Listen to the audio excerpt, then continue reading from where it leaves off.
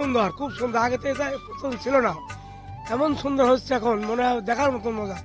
এবং পাখিও স্বস্তি পাচ্ছে এখন। আগে তো বৃষ্টি ঝড়ের ভিতরে পাখি কোথাও পড়ে যেত, এখন তারা গাছে গাছে খুব সুন্দর বাসা করে দিতেছে। এমন লাগতেছে, খুব মজার মতন জিনিস লাগতেছে। নিশ্চিন্তে খান স্বাস্থ্যকর অল টাইম পান, অল টাইম হেলদি লাইফ। আগে তো আসলে আমাদের বাড়ির আশপাশে বা দেখছি আমরা অনেক প্রজাতির পাখি আসতো, অতিথি পাখি আসতো। এখন সেগুলি বিলীন হয়ে গেছে, এখন আর দেখা যায় না। কারণ আমরা গাছপালা, পরিবেশের সমস্ত গাছপালা আমরা কেটে ফেলা দিচ্ছি, সেই কারণে অতিথি পাখি আমাদের এখানে আসে না। আসলে এখন যে যুব সমাজ যে উদ্যোগটা নিয়েছে, পাখির বাসা বেঁধে দিচ্ছে, জায়গায় জায়গায় তাদের বাসস্থান তৈরি করে দিচ্ছে, এটি আমার মনে হয় একটা বিশাল একটা উদ্যোক্তার কাজ। আমার খুব ভালো লাগতেছে শুনে। সবারই উচিত এই কাজে সহযোগিতা করা।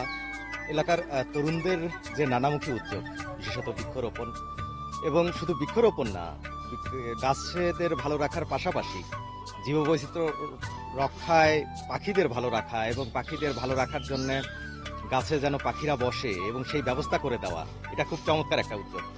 আমি মনে করি যে বৃক্ষরোপণের যে চমৎকার উদ্যোগ এলাকার তরুণেরা বাস্তবায়ন করেছে, এই গাছে পাখিদের জন্য একটা নীড় করে দেওয়া, সেটাকে আরো সুরভিত করবে। আমরা মূলত প্রাকৃতিক ভারসাম্য রক্ষার ক্ষেত্রে ব্যাপক হারে বৃক্ষরোপণ আর উদ্যোগ নিয়েছি। সেই সাথে আমাদের যে প্রাকৃতিক পরিবেশের অন্যতম একটি উপাদান হলো পাখি, কিন্তু বর্তমান সমাজে আমরা যেটা লক্ষ্য করছি সেটা হচ্ছে পাখিদের আবাসস্থল ব্যাপক হারে কমে যাওয়ার কারণে, বিশেষ করে বন ধ্বংস হওয়ার কারণে, গাছ ধ্বংস হওয়ার কারণে পাখিগুলো তাদের নিরাপদ আবাসস্থলের অভাবে পাখি বিলুপ্ত হয়ে যাচ্ছে। সেজন্যই আমরা মূলত উদ্যোগ নিয়েছি যে আমরা পাখির যদি নিরাপদ আবাসস্থল গড়ে দিতে পারি, সেই ধারাবাহিকতা থেকেই বা সেই লক্ষ্যেই আমরা এখানে পাখির হাড়ি তথা পাখিদের ফ্ল্যাট নির্মাণের উদ্যোগ নিয়েছি, যেন বিপুল হারে পাখি এখানে আশ্রয় নিয়ে তারা বাচ্চা দিতে পারে এবং পরিবেশের ক্ষেত্রে ব্যাপক পরিমাণে তারা ভারসাম্য রক্ষায় অবদান রাখতে পারে।